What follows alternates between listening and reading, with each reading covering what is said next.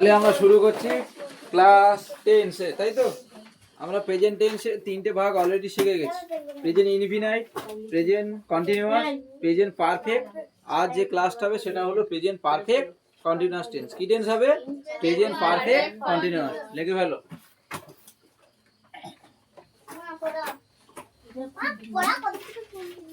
Present perfect continuous tense. কি tense? Tense. আগে তিনটে টেন্স মুখস্থ আছে তো, এবং সব প্র্যাকটিস হচ্ছে তো বাড়ি নাকি? ব্যাস, বাড়ি ওগুলো উদাহরণ সহযোগে প্র্যাকটিস করবে, তাহলে পরে কিন্তু মনে রাখতে পারবে, আর নাহলে কোনো কাজে লাগাতে পারবে না। প্রেজেন্ট পারফেক্ট কন্টিনিউয়াস টেন্স এর বাংলা কি? পুরা গঠিত ঘটমান। লিখে ফেলো। পুরা গঠিত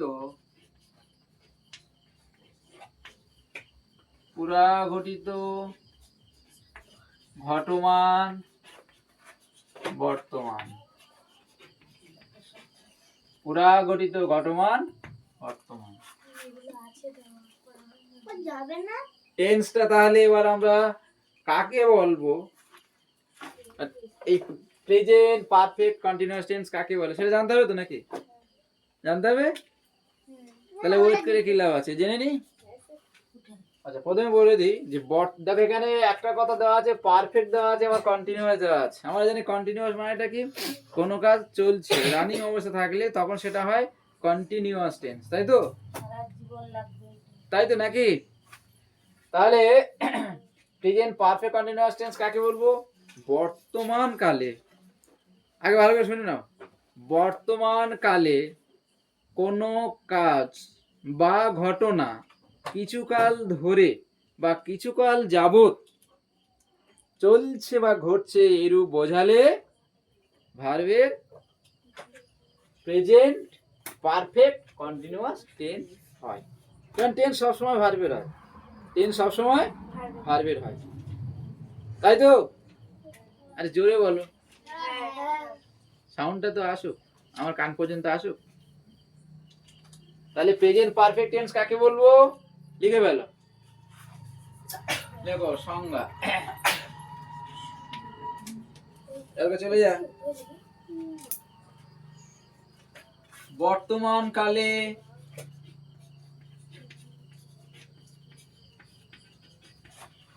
কোনো কাজ বা ঘটনা, বর্তমান কালে কোনো কাজ বা ঘটনা কিছুকাল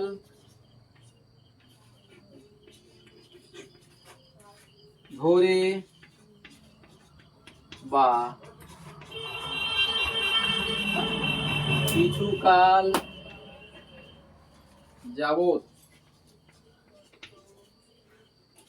ঘটছে বা চলছে, এরূপ বোঝালে ভার্বের প্রেজেন্ট পারফেক্ট কন্টিনিউয়াস টেন্স হয়। কি বোঝা যাচ্ছে তো নাকি? বোঝা যাচ্ছে? লেখা বোঝা যাচ্ছে তো? বর্তমান কালে কোনো কাজ বা ঘটনা, সে কোনো কাজ হতে পারে কিংবা কোনো ঘটনা হতে পারে, সেটা কি বলছে? কিছুকাল ধরে, মানে কিছু সময় ধরে চলবে, বা কিছু কাল যাবত, কিছু সময় ধরে হতে পারে, কিংবা কয়েকটা বছর ধরেও চলতে পারে, বা কিছু সময় ধরেও কিন্তু চলতে পারে। এইরকম যদি কোনো কাজ কিংবা কোনো ঘটনা উল্লেখ করা থাকে কোনো বাক্যের মধ্যে, তাহলে সেই টেন্সকে আমরা, সেই বাক্য সেই কোন টেন্সে আছে সেই বাক্যটা তখন বলবো প্রেজেন্ট পারফেক্ট কন্টিনিউয়াস টেন্স। বোঝা গেল না? আবার বলতে হবে, আরেকবার বলে দিই। তাহলে প্রেজেন্ট পারফেক্ট কন্টিনিউয়াস টেন্স কাকে বলবো? বর্তমান কালে কোনো কাজ বা ঘটনা কিছু কাল ধরে বা কিছু সময় ধরে বা কিছু কাল যাবত চলছে বা ঘটছে, এরও বোঝালে ভার্বের প্রেজেন্ট পারফেক্ট কন্টিনিউয়াস টেন্স হয়। বলে এর মধ্যে কোনো শব্দ বা কোনো লাইন বুঝতে অসুবিধা আছে? কার অসুবিধা আছে বল? আছে কারোর অসুবিধা? নাহলে আরেকবার বলবো, বোঝা গেছে তো? হ্যাঁ, বুঝতে পারো না?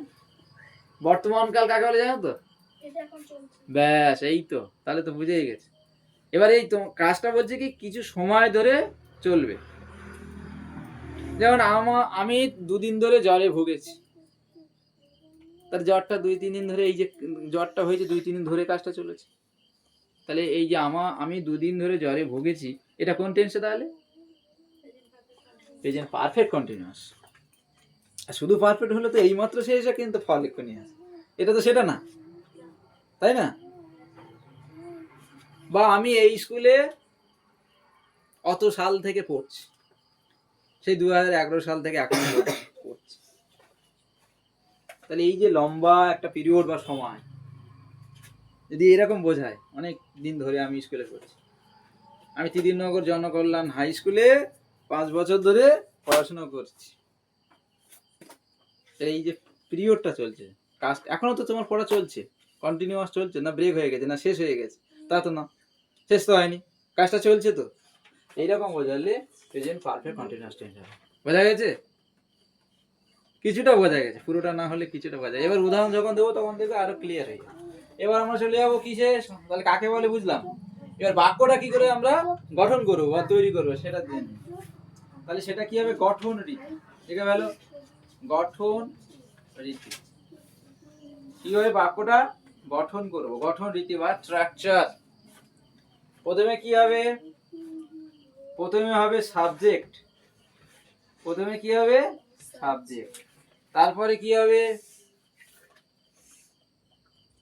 প্রথমে সাবজেক্ট বলবো, সেই সাবজেক্টের পরে বি ভার্ব আসবে।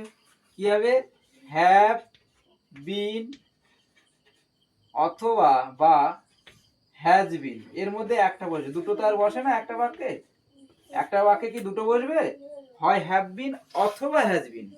এবার সেটা হ্যাভ বিন হবে না হ্যাজ বিন হবে, সেটা তো সাবজেক্ট দেখলেই আমরা বুঝতে পারবো, তাই না? তারপরে কি হবে? মূল ভার্বের শেষে আইএনজি হবে। এটা তো মূল ভার্ব না, এটা তো বিভার্ব। মূল ভার্ব যেটা থাকবে তার সাথে কি হবে?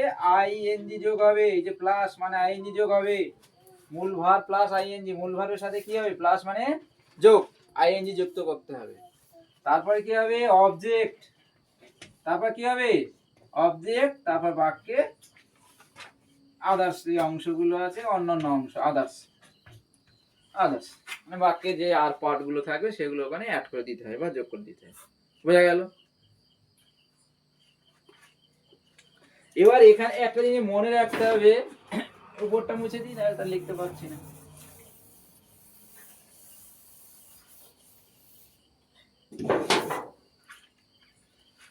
হয়েছে? এখানে দুটো জিনিস আমাদের সবসময় কিন্তু মনে রাখতে হবে। দুটো জিনিস আমাদের সবসময় খেয়াল রাখতে হবে। কি কি সে দুটো জিনিস? এক, দেখো কিছু কাজ বা ঘটনা কিছু সময় ধরে হতে পারে। সেই ধরে কথাটা যখন থাকবে তখন কি লিখবো? ফর লিখবো। তখন কি লিখবো? ফর। ধরে থাকলে কি লিখবো? ফর। কিছু সময় ধরে, তার জন্য ফর এটা ইউজ করবো। আর যদি কিছু সময় ধরে বলা, কিছু সময় যাবত যদি ধরে, মানে বেশ কয়েক বছর ধরে চলছে, যাবত কয়েক বছর যাবত চলছে, কিছু সময় ধরে যদি হয় তখন হচ্ছে ফর বসাবো, এই প্রিপোজিশনটা বসাবো। আর কিছুকাল যাবত, আমরা এই স্কুলে এতদিন এত বছর ধরে পড়ছি, সেটা তো আর অল্প সময় না, অনেকটা লম্বা সময়, তখন কিন্তু কি বসাবো? সিন্স। SINC। কি বসাবো? সিন্স। SINC। সিন্স মানে কি? থেকে, এত বছর থেকে এত বছর, এই সিন্স মানে থেকে। কি বসাবো?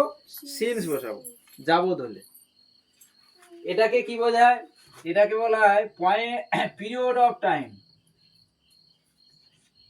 পিরিয়ড অফ টাইম কি বোঝাবে এটা? Period of time. এটা কি বোঝাবে? Period of time. আর এটা বোঝাবে পয়েন্ট, পয়েন্ট অফ টাইম। মানে কি বলে দিচ্ছি। পিরিয়ড অফ টাইম মানে সময়ের ধারা, কিছু সময় ধরে, ওই যে ধরে পিরিয়ড অফ টাইম, এই যে ধরে পিরিয়ড। পিরিয়ড মানে অফটা কাছে লিখি। পিরিয়ড মানে হচ্ছে কিছু সময় ধরে, বলে না পিরিয়ড, প্রথম পিরিয়ড ক্লাস হয়ে গেল, দ্বিতীয় পিরিয়ড ক্লাস হবে, এই যে প্রথম পিরিয়ড কি 30 মিনিট, তারপরে এই 45 মিনিট, তারপর 30, এই যে ধরে কিছু সময় ধরে যে 45 মিনিট ক্লাস হয়েছে, তারপর 30 মিনিট, এটা ধরে কিছু সময় ধরে। তার মানে পিরিয়ড অফ টাইম, সময়ের সময়, কতটা সময় সে করলো, 30 মিনিট করলো না 20 মিনিট করলো, এই যে সময়টা অতিবাহিত হলো, এটাকে বলে পিরিয়ড অফ টাইম। বা 1 মাস না 2 মাস, এইটা। আর এটাকে বলা হচ্ছে পয়েন্ট অফ টাইম, মানে কোন সাল থেকে কোন সাল। এটা অনেকটা লং টাইম, পয়েন্ট করে দিচ্ছে যে 2011 সাল থেকে বা 2020 সাল থেকে 2026 সাল পর্যন্ত আমি ত্রিদিবনগর জন্মকল্যাণ হাই স্কুলে পাঠরত, মানে আমি পড়ছি। তাহলে এটা কি? এটাকে বলে পয়েন্ট অফ টাইম। এটাকে কি বলা আছে? পয়েন্ট অফ টাইম, মানে একটা সময় থেকে আর একটা সময় পর্যন্ত আমি এটাকে, সময়টাকে এর মধ্যে দিয়ে আমি কাজ করছি বা কাজটা করে চলেছি বা ঘটনাটা ঘটে চলেছে, এটাকে বলা হয় কি? Point of time. তাই তো? মাথা নাড়ায় না, বুঝে মাথা নাড়াচ্ছি নাকি ঠোকন মারছি? বুঝে বলবে, না হলে আমি আরেকবার বলবো। দিবায়ন, বুঝতে পেরেছিস তো?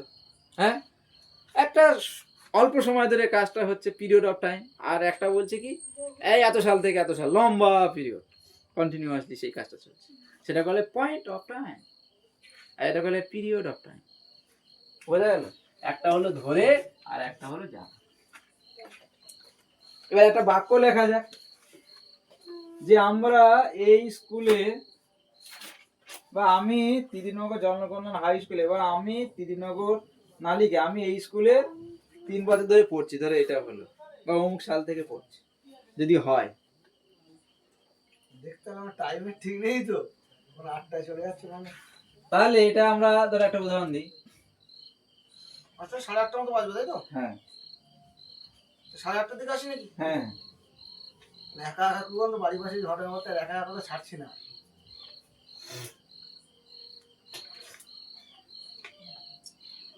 দেখো আমরা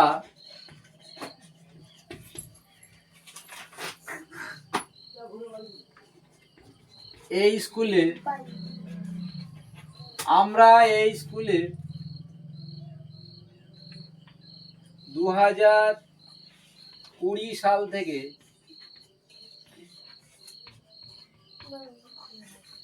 পড়ছি। আমরা এই স্কুলে 2000, আমি নাম দিইনি, ত্রিদিবনগর নাম দিলে অনেকটা লং হয়ে যাবে বাক্যটা, তাই না? ত্রিদিবনগর জন্মকল্যাণ হাই স্কুল, সে অত বড় নাম আমার লেখার দরকার নেই। এই স্কুল, আমরা এই স্কুলে একটা উদাহরণ দিচ্ছি, 2020 সাল থেকে পড়ছি। আচ্ছা, এই যে ইন্ডিকেট করে দিয়েছি পয়েন্ট অফ টাইম, তাহলে একটা সাল বলে দিয়েছি 2020 সাল থেকে, তাহলে এটা কি হবে? ফর হবে না সিন্স হবে? সিন্স হবে, কারণ পয়েন্ট অফ টাইম, এটা পয়েন্ট বলে দিয়েছি এত সাল থেকে, তাই না? তাহলে এবার এই গঠনে চলে যাও। আমরা ইংরেজি কি উই, কি হবে? উই। আমরা ইংরেজি উই হলো, তারপর কি হবে? Have been. তাহলে we have been, we have been. Have been হবে তো, না হ্যাজ বিন হবে? হ্যাভ বিন হবে। আমি আমরা, তুমি আমি আমরা মানে কি উত্তম পুরুষ, এবং বহুবচন হলে হ্যাভ। তাহলে উই হ্যাভ বিন, তারপর কি মূল ভার্ব কোনটা? পড়া, তাই তো? পড়া ইংরেজি কি? রিড। তাহলে কি হবে? পড়ছি, রিড, তার শেষে আইএনজি। তাহলে এখানে দেখো কি সহজ, দেখো শুধু একটু বুঝতে হবে। দেখো মূল ভার্ব প্লাস আইএনজি, মানে এত সুন্দর একটা সিস্টেম, এত সহজ একটা পদ্ধতি অ্যাপ্লাই করে দিচ্ছি, এর থেকে সহজ হয় না। এই দেখো সাবজেক্ট উই, তাহলে প্রথমে এটা বসাবো, এই যে 1 নম্বর বসালো। 2 নম্বর কি বসাবো? Have been R has been, তাহলে এটা 2 নম্বর বসাবো। এরপর পর সাজিয়ে যাবো। তার 3 নম্বর কি বসাবো? মূল ভার্ব। মূল ভার্ব কি? D, R E A D I, read. তার শেষে আইএনজি যোগ হবে, এই আইএনজি এর সাথে যোগ করে দাও। রিড তো মূল ভার্ব, তার শেষে আইএনজি টা যোগ। রিডিং, রিড মানে পড়া, আর রিডিং মানে পড়ছি, মানে কাজটা চলছে। কি বোঝা যাচ্ছে তো? না বুঝতে পারলে এই যে আমার দিকে তাকাও, না বুঝতে পারলে কিন্তু আমাকে বলবে যে আমি স্যার বুঝতে পারি, তাহলে সেটা কিন্তু আমি বারবার রিপিট করব। বলছিলাম প্রতিদিন ছাড়ার আগে না একবার আমাকে ফোন করে দেবেন। ঠিক আছে, এই ছেড়ে দেবো আর 2-3 মিনিটের মধ্যে ছেড়ে দিচ্ছি। সেটা আমি ওয়েট করছি, সেটা আমি নাম্বার আপনাকে ফোন করে দিচ্ছি, নাম্বারটা আবার ফোন করে দেবেন। ঠিক আছে ঠিক আছে, উই হ্যাভ বিন রিডিং হয়েছে।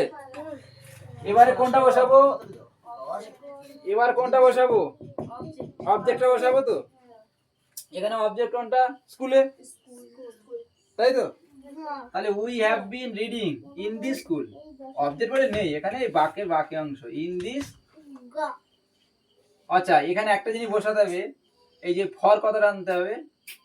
ইন দি স্কুল এটা আগে লেখা যায়, কোনো অসুবিধা নেই। ইন দি স্কুল, এবার সিন্স হবে, ফর না সিন্স হবে, সিন্স হবে 2020। এটাও পরে দেওয়া যায় বা ওটা আগে দেওয়া যায়, হয়েছে। We have been reading in the school since 2020, মানে 2020 সাল থেকে 2020 সাল থেকে আমরা এই স্কুলে পড়ছি। বলো এই বাক্যটা তৈরি করতে কারো অসুবিধা হয়েছে, বুঝতে অসুবিধা হয়েছে, হয়েছে? হ্যাঁ বলো কোন জায়গাটা, বলো কোন জায়গা, এইটা। আমরা ইংরেজি কি, উই, তারপরে কি হবে, হ্যাভ বিন হবে না হ্যাজ বিন হবে, হ্যাভ বিন, উই এর পরে হ্যাভ বিন। এগুলো করতে করতে জানতে হবে কেন হ্যাভ বিন হয়, কেন হ্যাজ বিন হয়। হ্যাভ বিন হচ্ছে কি উত্তম পুরুষের ক্ষেত্রে, আমি আমরা হলে একমাত্র হ্যাভ হয়, আমি আমরা, বোঝা গেল? আর বাকি সব ক্ষেত্রে কি হয়, হ্যাজ। তাহলে এখানে আমি আমরা আছে, আমি নেই, আমরা আছে, আমরা হ্যাভ হবে, হ্যাভ বিন এইটা হচ্ছে সিস্টেম, এটা হচ্ছে সূত্র, এই গোটাটাই এখানে বসে যাবে, সূত্র অনুযায়ী এই গোটাটাই এখানে বসবে। তারপর মূল ভার কোনটা, রিড, পড়া ইংরেজি কি, মূল ভার কোনটা, এর মধ্যে ভার কোনটা, ক্রিয়াপদ কোনটা, পড়া। তো আর কোনো ওয়ার্ড কি কাজ করে বোঝাচ্ছে না, একমাত্র এই পড়াটা কাজ করে বোঝাচ্ছে, পড়ছি। তাহলে এইটা হচ্ছে রিড, তাহলে শেষে আইএনজি হবে, তাহলে কি হবে, রিডিং। এর বাক্যে বাকি এবারে এত সাল থেকে, তাহলে সিন্স 2020 ইন দি স্কুল, তো এই স্কুলে ইংরেজিটা ইন দি স্কুল, এই স্কুলে ইংরেজিটা এখানে লিখেছি ইন দি স্কুল। আর কত সাল থেকে না, সিন এই 2020 সাল থেকে। এবার সিন্স হলে কেন, এই যে বলছে কিছুকাল যাবত হয়েছে, পয়েন্ট অফ টাইম, এত সাল থেকে এত সাল ধরে পড়ছি, সেই জন্য। বুঝা গেল?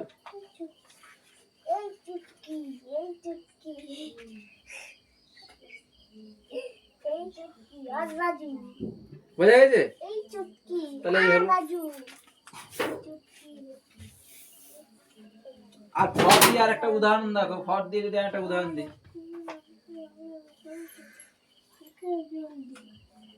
আমি 3 দিন ধরে ভুগছি, আমি 3 দিন ধরে জ্বরে ভুগছি।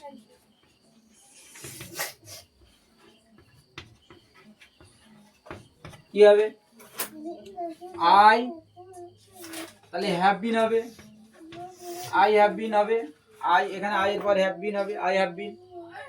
মূল ভার কি, এই যে ভোগা ইংরেজিকে সাফার করা, এসু এফ এফ, সাফার, তার শেষে আইএনজি, সাফারিং, সাফারিং মানে ভুগছি। ফর কি হবে, ফর হবে এখানে 3 days, THREE 3 days, DAYS 3 days, কিসে না, ইন ফেভার, জ্বরে। সাফারিং শুধু লিখলে হলো, for 3 days, I have been suffering for 3 days, এটা লিখলে ওই সাফার মানে কি জ্বরে হোক, সাফারের ক্ষেত্রে। বোঝা গেল? তাহলে আমি 3 দিন ধরে জ্বরে ভুগছি, কি হবে, আই হ্যাভ বিন, এই যে এখানে সাবজেক্ট আই হলো, তারপরে হ্যাভ বিন হলো, তারপর মূল ভার সাফার করা, তার শেষে আইএনজি হলো। এখানে ফর হলো কেন সেটা বলছি, 3 দিন ধরে, এই যে 3 দিন ধরে হয়েছে, কিন্তু এখানে যাবত বা থেকে হয়েছিল অনেকটা, পয়েন্ট অফ টাইম, এত সাল থেকে এত সাল, কিন্তু এখানে অল্প কিছু দিন, 2-3 দিন হলো, কিছু সময় হলো, কিছু সময় ধরে হয়েছে, তাই জন্য এখানে ফর হয়েছে। এই জিনিসটা বুঝতে হবে যে ফর কখন হচ্ছে আর সিন্স কোথায় হচ্ছে। এখানে হয়েছে ফর, এই যে ফর কখন হচ্ছে আর সিন্স কখন হচ্ছে, এই যেটা এখানে উপরে লিখেছে, এই যে ফর কোথায় কখন হচ্ছে, এই যে লিখেছে সিন্স। কি ক্লিয়ার, সবাই বোঝা গেল? মোটামুটি একটা ধারণা হয়েছে, হয়তো সম্পূর্ণভাবে 100% আমরা জিনিসটা বুঝতে পারিনি। বাড়িতে এইবার এটা ভালো করে পড়বে, এই গঠননীতিটা পড়বে, উদাহরণটা করবে, তাহলে দেখবে আর জিনিসটা সহজ থেকে সহজতর হয়ে যাবে একদম। এবং উদাহরণ দিয়ে বারবার প্র্যাকটিস করতে হবে, গ্রামার বই থেকে সেগুলো অনুসরণ করতে হবে। এই প্রেজেন্ট পারফেক্ট কন্টিনিউয়াস টেন্সটা গ্রামার থেকে ভালো করে অনুশীলন করবে, তাহলে জিনিসটা কিন্তু করতে পারবে। আর নাহলে এই যে স্যার করিয়ে দিল হয়ে গেল তা তো নয়, এইটা বাড়িতে অন্তত 10 থেকে 20 বার প্র্যাকটিস করতে হবে। এই এই গঠনীতি অনুযায়ী বাক্য তৈরি করা প্র্যাকটিস করতে হবে, তাহলে কিন্তু জিনিসটা তোমার স্মরণে থাকবে, তাহলে পরে এটাকে তুমি প্রয়োগ করতে অ্যাপ্লাই করতে পারবে যে কোনো বাক্যের ক্ষেত্রে, আদারওয়াইজ কিন্তু করতে পারবে না। তাহলে সবাই প্র্যাকটিস করবে, হ্যাঁ, আমাকে দেখাবে 10টা বাক্য করে। নেক্সট পরবর্তীকালে আমরা পরবর্তী যে ক্লাসে সেটা হবে past tense. Present tense complete, পরবর্তী ক্লাসে আমরা কি শিখবো? Past indefinite tense. এবং আমরাও চাইবো কালকে থেকে ম্যাথের ক্লাস করা যায়, কারণ প্রেজেন্টটা মোটামুটি কমপ্লিট, এবার ম্যাথের ক্লাস 2 দিন করবে, 10 আর 9-এ দুটো ম্যাথের ক্লাস করবে। তাহলে সেই ম্যাথের ক্লাস দেখতে গেলে আর এই টেন্স সম্পর্কে আরও ডিটেলসে জানতে গেলে সহজ হবে, চ্যানেলের পাশে থাকতে হবে, লাইক করতে হবে, সাবস্ক্রাইব করতে হবে এবং বেশি বেশি করে শেয়ার করতে হবে। সবাই ভালো থাকবে, থ্যাংক ইউ।